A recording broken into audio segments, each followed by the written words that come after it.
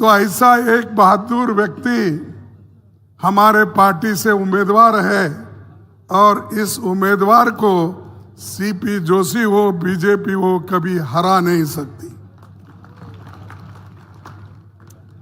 Bhairavlal Chaudhary ji DCC president और पुष्कर डांगी जी,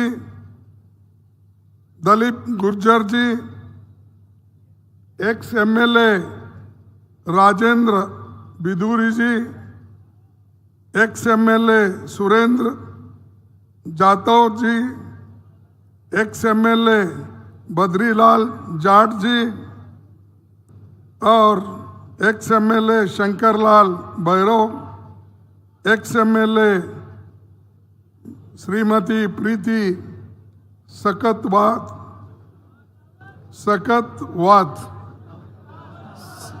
शेखावत,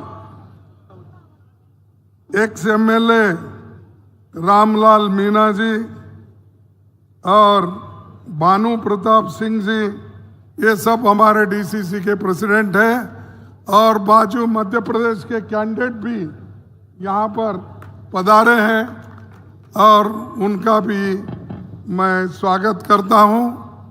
और आप जो इतनी बड़ी संख्या में उनके नॉमिनेशन के लिए आए हैं, ये संख्या बल को देख के मुझे इतनी खुशी हो रही है कि कांग्रेस पार्टी जरूर जीतेगी और वो जीत हासिल करेगी। और आज बहुत से नेता लोग इलेक्शन में हर जगह फिरते हैं, जैसा कि उन्होंने कहा कि केंद्र से मंत्री लोग आ रहे हैं और अपनी बात को रख के कांग्रेस पार्टी को टीका कर रहे हैं।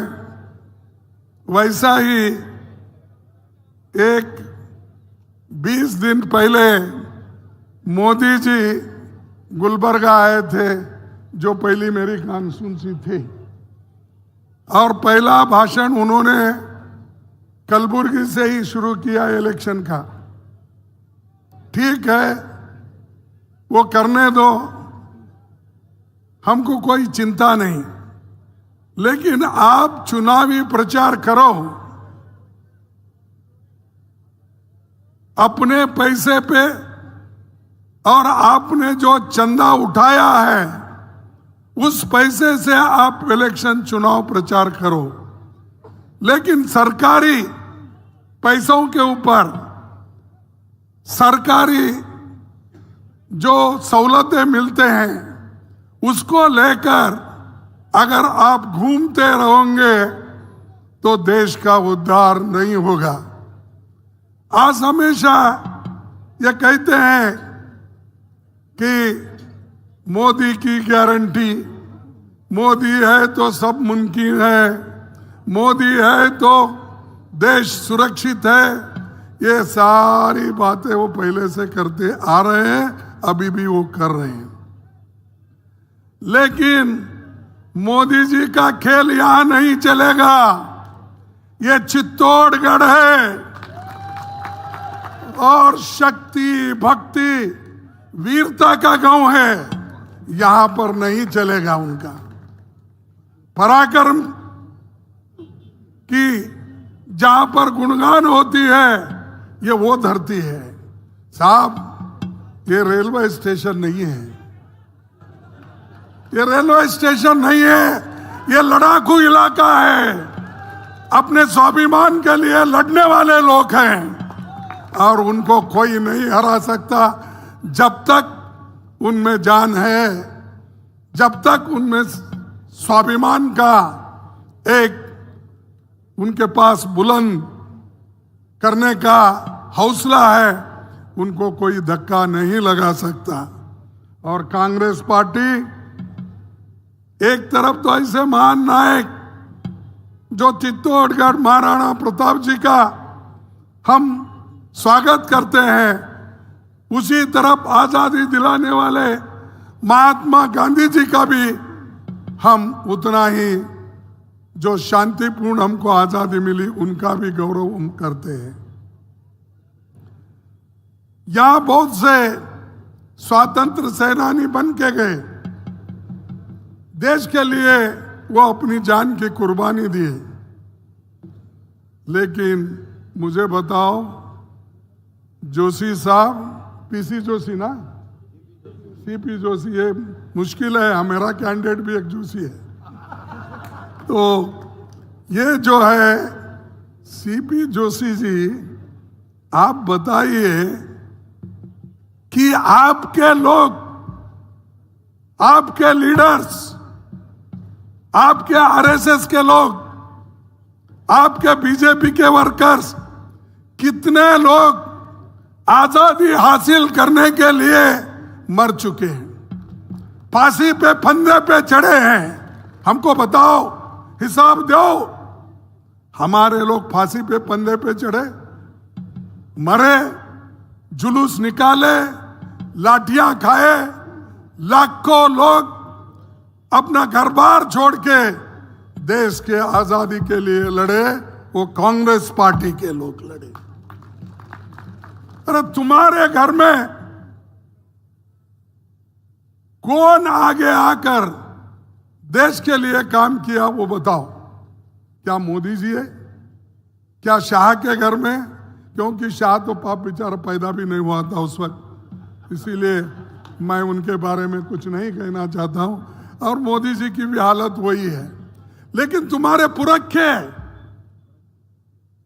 और तुम्हारे जो बाप दादा है बीजेपी में,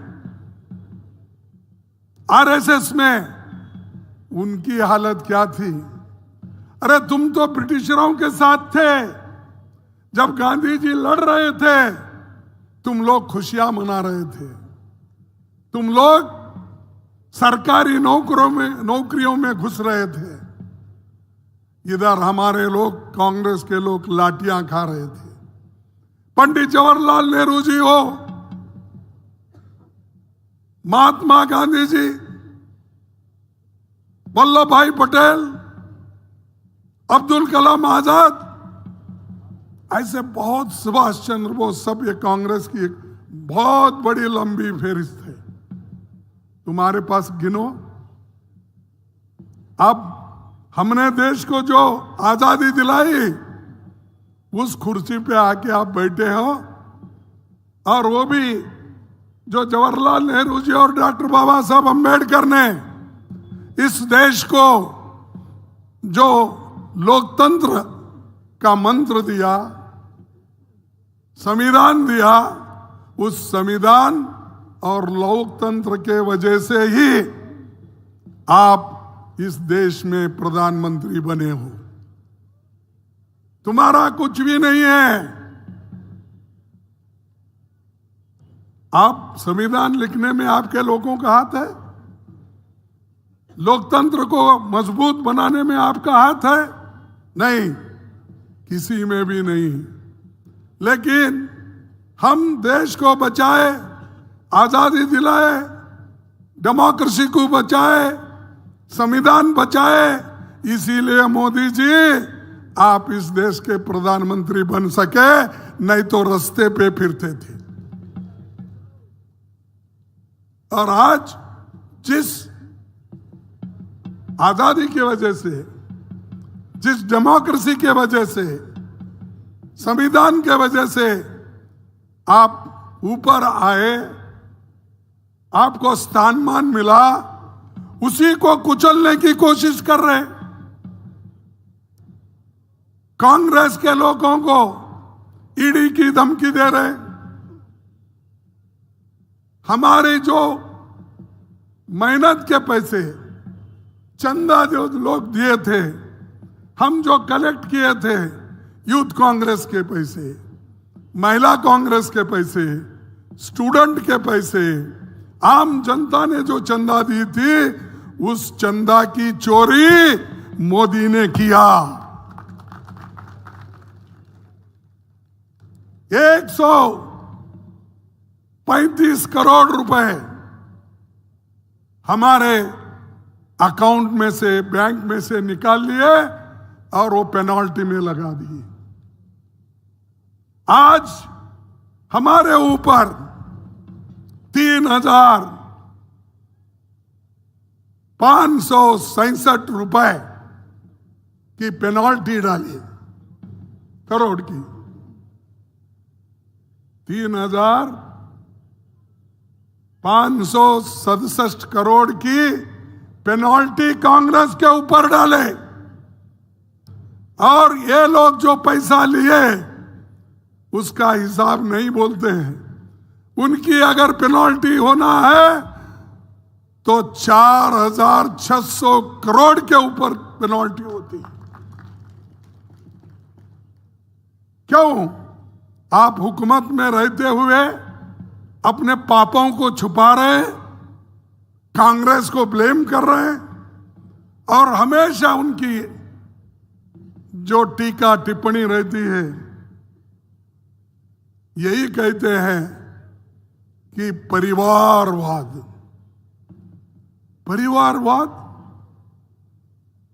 तो मैं समझता हूं राजस्थान में तो परिवार के लोग बहुत होंगे। गांधी परिवार की बात करते हो, मुझे बताओ 1989 से गांधी परिवार का कोई आदमी इस देश का प्राइम मिनिस्टर बना है? आप कहिए, बना है? कोई मिनिस्टर बना है? और फिर भी बोलते हैं परिवारवाद। अरे उस परिवार ने तो देश की एकता के लिए अपनी जान दी। उस परिवार ने अपना सोनिया गांधी अपने पति को खोई। जब उनको मेजॉरिटी मिला, लोग बोले कि आप प्रधानमंत्री बनो, तो उन्होंने कहा मैं प्रधानमंत्री नहीं बनूंगी। एक अर्थशास्त्री जो प्रोफेसर है उसको मैं इस देश के प्रधानमंत्री बनाऊंगी। इसीलिए मनमोहन सिंह जी को उन्होंने प्रधानमंत्री।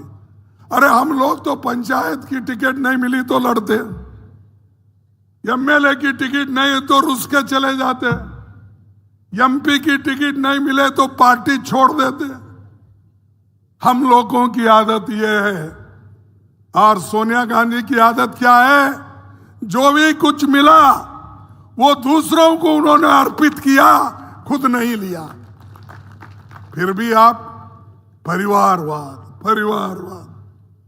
जिस परिवार ने सब कुछ इस देश के लिए दिया, मोतीलाल नेहरू से, जवाहरलाल नेहरू से, इंदिरा गांधी जी से, राजीव गांधी जी से, आज सोनिया गांधी और राहुल गांधी जी लड़ रहे हैं देश के लिए।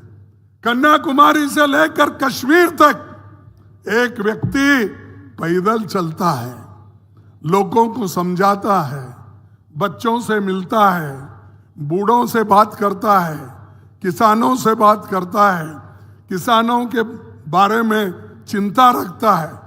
उसको बोल रहा है परिवारवाद। उसी ढंग से मणिपुर से वो महाराष्ट्र तक अपना यात्रा निकाले, उसमें भी कई लोगों से उन्होंने मिला। हर स्टेट में कहीं ना कहीं पहुंचकर वो काम किए। लेकिन मोदी जी की आवाज एक ही है, परिवारवाद। इसके लिए वो कर रहे हैं। भाई और बहनों, अरे मेरी कनाडी है भाई, मैं कर्नाटक वाला हूं, थोड़ी गलती हो गई तो भी माफ करो। यही बोलता ना, भाई और बहनों सुनिए, ये परिवारवाद को जब तक आप नहीं निकालेंगे देश का उद्धार होने वाला नहीं। अरे बाबा, तुम माने तो देश तो खतरे में पड़ गया। जैसा कि डोटा सार ने बताया, चाइना से लेकर बाकी बातें बताई, हमारे पायलट साहब ने बताया, और हमारे उदय सिंह जी ने बताया। उदय लाल भाई कभी सिंह भी बन जाओगे क्या? अरे ये तो नाम बदल है भाई। इंसान पैदा होते ही नाम लेके नहीं आता, पैदा होने का उसका नामकरण करते हैं। खैर कुछ भी हो, मेरा कहना यही है कि मोदी सबको डरा रहे और उनके वो हमेशा भ्रष्टाचार को मैं निकाल दूंगा, भ्रष्टाचारियों को खत्म कर दूंगा। अरे भाई, बहुत से कांग्रेस पार्टी के लोग जिनके ऊपर दब्बा लगा था, आपने दब्बा लगाकर बोला कि ये लोग भ्रष्ट है। टीएमसी के लोगों को कहा ये भ्रष्ट है, आपके लोगों को कहा ये भ्रष्ट है, एनसीपी के लोगों को कहा ये भ्रष्ट है, लेकिन सब भ्रष्टों को उन्होंने लिया। जो भ्रष्टाचार बोलता है 25 लोग लीडरों को उन्होंने लिया, उसमें से 2 लोगों की तो पूरा उनका जो उनके ऊपर एलिगेशंस थे वो खत्म किया। 23 की कार्रवाई चल रही, वो भी खत्म होने में है। भ्रष्टाचारी को लेकर आप हुकूमत करते हो और दूसरों को भ्रष्टाचार बोलते हो। यह शाह के पास एक बहुत बड़ी मशीन है, वो वॉशिंग मशीन बहुत बड़ी है। सब लोग छोटे छोटे खरीदते क्योंकि हमारा परिवार छोटा रहता है, इसीलिए हम छोटे छोटे धोती कपड़े, उनके पास बड़ा वॉशिंग मशीन है क्योंकि खुद कपड़ों के साथ आदमी भी अंदर जाना। तो उसने उस वॉशिंग मशीन में डाल डाल के एक एक को क्लीन करके बाहर ला रहा, और सब अब टिकट भी ले लिए। अरे भाई, जब तक हमारे पास थे वो भ्रष्ट थे, तुम्हारे पास आने के बाद 1 महीने में क्लीन हो गए। ऐसे मोदी जी का स्वभाव है, ये नकली है, ये झूठ है, और झूठे आदमी को आप कभी भी पालना नहीं। अगर आप बोलेंगे भाई ये विष है, अगर मैं कहूंगा, आप बोलेंगे नहीं जरा चाट के देखेंगे क्या है वो, क्या होगा? क्या होगा भाई? अगर विष को अगर आप चाट के देखेंगे तो क्या होगा? आदमी भी मर जाएगा। तो वैसा मत करो। फिर से एक बार मैं जोशी को चाट के देखता हूं बोले तो तुम खत्म। इस बार भी देखेंगे, क्योंकि ये सब झूठे हैं और मोदी जी खुद झूठों के सरदार हैं। नहीं, वही व्यक्तिगत मैं टीका नहीं कर रहा हूं, अनुभव से कर रहा हूं। मेरे को भी 53 साल हो गए, मैं उनसे पहले आया हूं पार्टी। 53 साल में मैं एक ही चुनाव हारा, वो 19 का। नहीं तो मैं 52 साल तक, 51 साल तक हमेशा एक भी इलेक्शन नहीं हारा, जीतते जीतते आया। और वो भी हैंड सिंबल पे, गाय बछड़ा था मेरा पहला, उसके बाद में हैंड सिंबल। एक ही पार्टी, एक ही सिंबल, आज तक मैं जिंदा हूं, किसी से डरता नहीं। मैं डरने का सवाल नहीं, क्योंकि ये झूठे लोगों को अगर मैं डरते जाऊं तो देश कैसा बचेगा?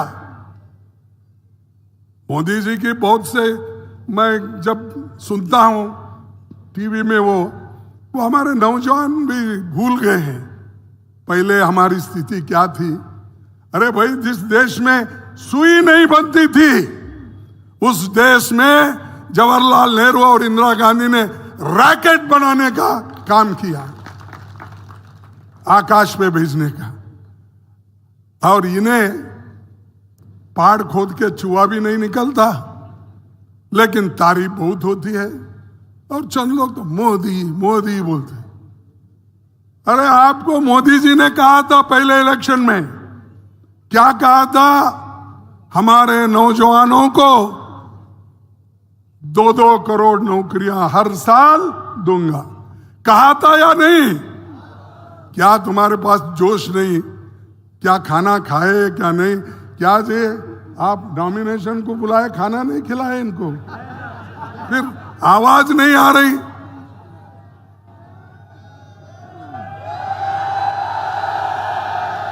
ये मोदी जी 2 करोड़ नौकरी देने का वायदा किए, दिए नौकरी? नहीं दिए। तो वो झूठे हैं कि आप लेकर मेरे को ऐसा बोल रहे हैं? आप झूठे हैं। कौन झूठे हैं? मोदी झूठे हैं। ठीक है, 15 लाख रुपए काला धन है, देश के बाहर रखे कांग्रेस वाले, देश का धन लूट के लेके गए। मैं आपके जेब में 15 लाख डालूंगा, ये कहा कि नहीं? फिर दिया? फिर मोदी झूठ है क्या हम झूठ है? मोदी झूठ है। फिर उन्होंने ये भी कहा किसानों की आमदनी मैं दुप्पट करूंगा, कहा कि नहीं? तो आज मिला दुप्पट दाम आपको? नहीं। फिर क्या मोदी झूठ है क्या कांग्रेस वाले झूठ है? आप बताइए। और मोदी ने यह भी बोला मैं सच्चाई के लिए लड़ता हूं। ठीक है भाई, सच्चाई के लड़ने वाले बहादुर है आप। आपकी 56 इंच की छाती भी है। मैं तो टेप लगा के गिना नहीं, लोग कहते हैं और उन्होंने कहते हैं, मानेंगे। तो अगर टेप है तो हमारे इनके पास है, हमारे एमपी साहब जो ठहरे कैंडिडेट, ये टेप की पुनः रखते हैं क्योंकि कॉन्ट्रैक्ट करते हैं तो माप लेते हैं। तो मोदी जी 56 इंच की छाती है मेरी, मैं नहीं डरूंगा। अरे भाई आप नहीं डरते, फिर चाइना को हमारा बहुत सा भाग क्यों छोड़े? वो अंदर घुस के आ रहे। आप क्या नींद कर रहे हो? क्या नींद की गोली खाए हो? क्या राजस्थान के खेतों में से अफीम ले जाके क्या है? हाँ? या वो खिलाए है क्या? तो देश के लिए कभी कुछ सोचते नहीं, सिर्फ गांधी परिवार को गालियां देना, हमको गालियां देना, यही काम करते हैं। और देश के लोगों को सता कर तंग तबाह करके वो अपने साथ लेना चाहते हैं। और सब जगह सीबीआई, ईडी और इनकम टैक्स, ये सब पीछा उन्होंने लगाया है। तो मैं यही कहूंगा, ये हमेशा झूठ बोलते रहते हैं हर एक कोई भी। अब तो नया उनका स्लोगन है, क्या स्लोगन है? हम कर्नाटक में, हिमाचल में, तेलंगाना में हमने गारंटी स्कीम, ये जरा सुनो भाई। अरे आपकी आवाज सुन के मोदी भाग जाएगा, क्योंकि उसको भी सुनने दो कम से कम दिल्ली में बैठ के। तो मैं ये कह रहा था कि हम जो गारंटी दिए थे कर्नाटक में, हिमाचल में और तेलंगाना में, वो गारंटी लेकर लोगों को उसका फायदा दिलाकर, उसका बेनिफिट दिलाकर हम जीत के आए। और मोदी जी की गारंटी एक भी फुलफिल नहीं हुई। ना 2 करोड़ नौकरी आया, ना 15 लाख रुपए आया, किसानी की आमदनी बढ़ी नहीं, एमएसपी नहीं बढ़ा। सब झूठ, एक के ऊपर एक झूठ वो बोलते। अब नया एक सॉन्ग लाए हैं, नया ड्रामा, ये मोदी की गारंटी है। और मोदी जरूर एक गारंटी को अनुष्ठान में लाएगा। क्या लाएंगे भाई? अरे तुम्हारे पुराने गारंटी आप लागू नहीं किए, अब आगे की गारंटी क्या है? जो आदमी पुराने गारंटी अनुष्ठान में नहीं लाता, उसके आगे आने के लिए जो कहता है, उसका कैसा भरोसा कौन कर सकते हैं? तो ये मोदी के गारंटी पे भी भरोसा मत करो, मोदी जी के ऊपर भी भरोसा मत करो, और वे कभी कैसा वॉशिंग मशीन से किसको क्लीन करता है वो भी मालूम नहीं, और सबको डराता है, धमकाता है। लेकिन कांग्रेस के लोग डरने वाले नहीं है, वो हिम्मत से लड़ने वाले हैं। किसको डरा धमका के अगर अपना बनाना चाहते हैं, मोदी जी ये नहीं होगा। हम भी उतने बहादुर है, तुमसे भी ज्यादा लड़ना हमने सीखा है। तुम सिर्फ बात करना सीखे हो, हम त्याग करना भी सीखे हैं, लड़ना भी सीखे हैं, लोगों की भलाई करना भी सीखी। सोनिया गांधी ने गारंटी की बात कभी नहीं की थी। क्या मनरेगा उन्होंने लागू नहीं किया गरीबों के लिए? किया या नहीं किया? क्या उन्होंने इलेक्शन में गारंटी दी थी? फिर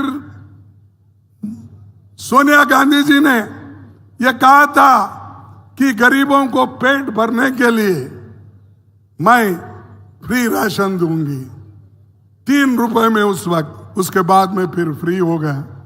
फ्री राशन उन्होंने देकर गरीबों का पेट भरने का काम किसने किया? सोनिया गांधी जी ने किया। और इन्होंने अब आ रहे 80 करोड़ लोगों को मैं फ्री राशन दे रहा। अरे बाबा, वो तो मेरी स्कीम है, मेरे स्कीम को आप 5 करोड़ ज्यादा करके 80 करोड़ बोल रहे हैं। मेहनत करा मुर्गी साहब, अंडा खाया फकीर साहब बोले जैसा ही। मेहनत तो हमने किया, कानून हमने बनाया, लोगों का पेट भरने का काम हमने किया। हाथ को लोगों के मजदूर, लोगों को काम दिलाने के लिए, मजदूरी दिलाने के लिए हमने काम किया। बच्चों के पढ़ाई के लिए एजुकेशन उन्होंने फ्री कर दिया। उसी के साथ हेल्थ मिशन, यह योजना उन्होंने भी लाई। और यहां तो राजस्थान में जब गहलोत की सरकार थी, या हमारे लोग जो भी यहां बैठे हैं, इनकी सरकार जो थी, गरीबों के लिए 25 लाख रुपए का फ्री इलाज करने का दिया।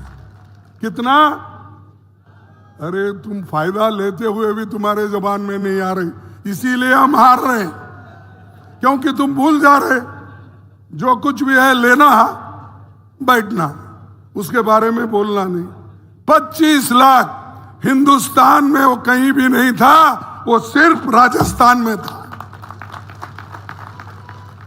तो ये कांग्रेस की देन है।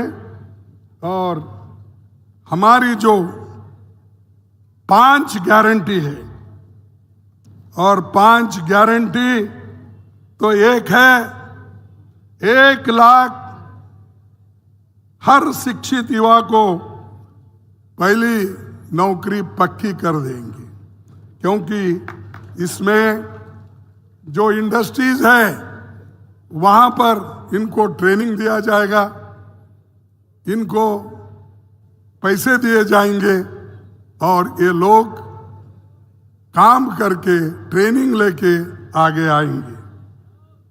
और हम किसानों का कर्ज माफ कर देंगे, और एमएसपी की गारंटी के लिए कानून बनाएंगे। और गरीब के लिए एक योजना हम जो सोचे हैं, जैसा जवाहरलाल नेहरू जी के जमाने में पंचवार्षिक योजनाएं होती थी गरीबों को मदद करने के लिए, साइंस एंड टेक्नोलॉजी को मदद करने के लिए, युवाओं को नौकरी देने के लिए, वैसा ही हम कास्ट सेंसस, जातीय जनगणना करके गरीबों को किस ढंग से लाभ दिलाना, ये काम हम करेंगे।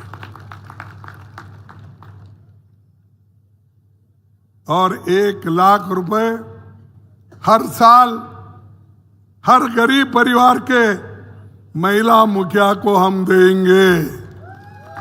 1 लाख। क्या आपके मीटिंग में महिला कम है, पुरुष ज्यादा है, क्या है?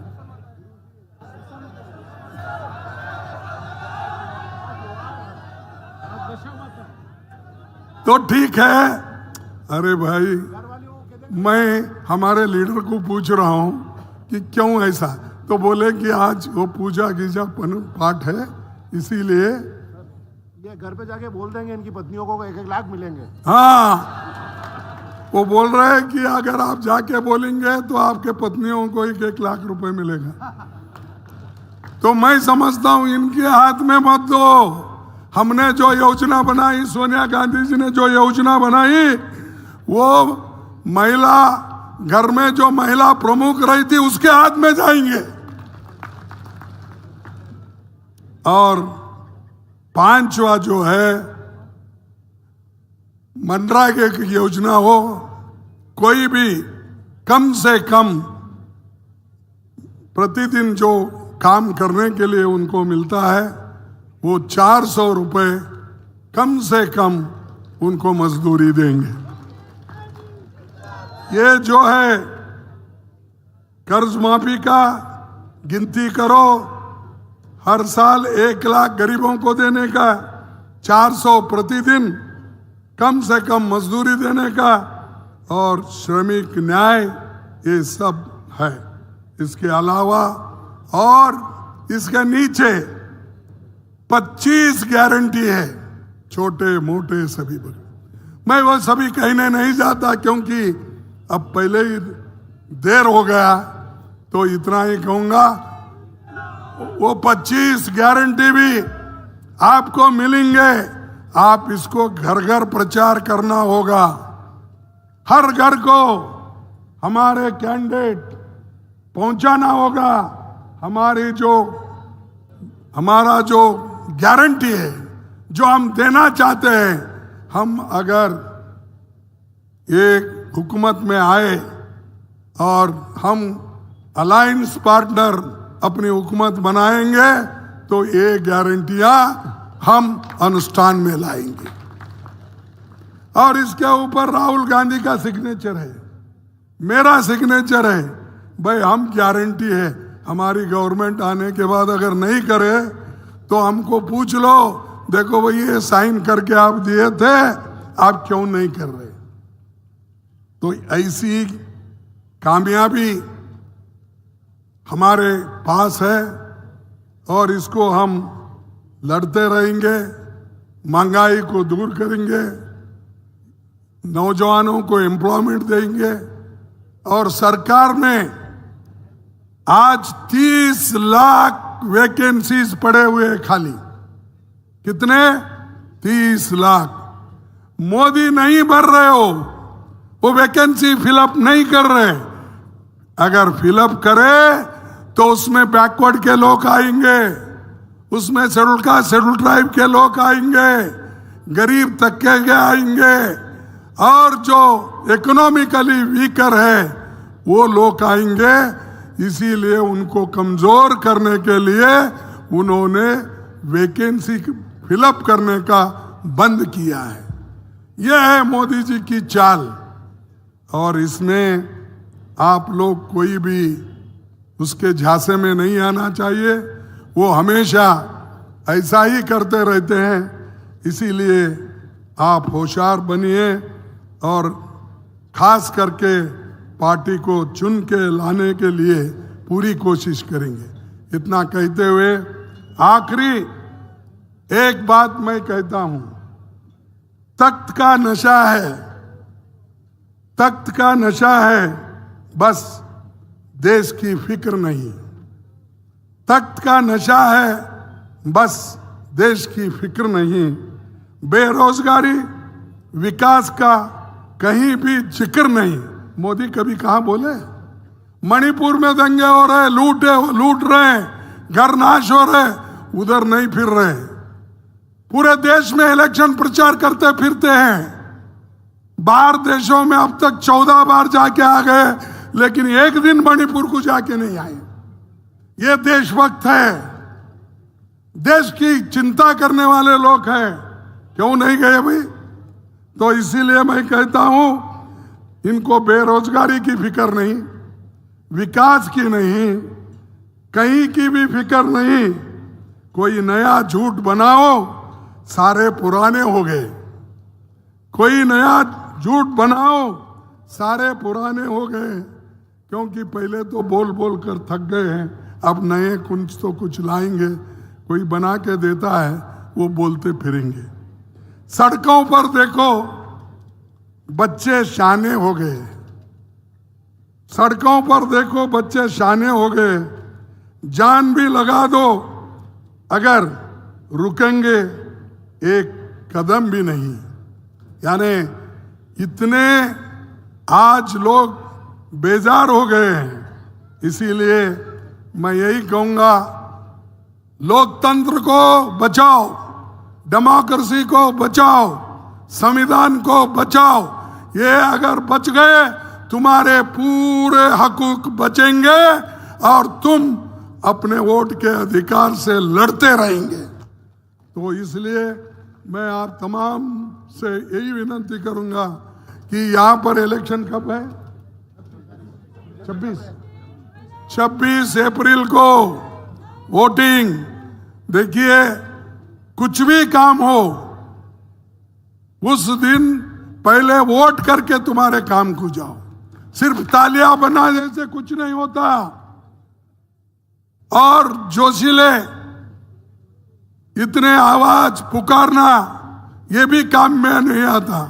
काम में आएगा ज्यादा से ज्यादा 99% आप लोग पोलिंग बूथ पर जाकर हाथ के निशाने पे बटन दबाओ, मैक्सिमम वोट उनको दिलाओ, तभी हम मोदी को हरा सकते हैं। तो इसीलिए मैं कहता हूं, आप करेंगे ना 26 तारीख को ये सभी लोग? और अपनी बात को रख के कांग्रेस पार्टी को टीका कर रहे हैं, वैसा ही एक 20 दिन पहले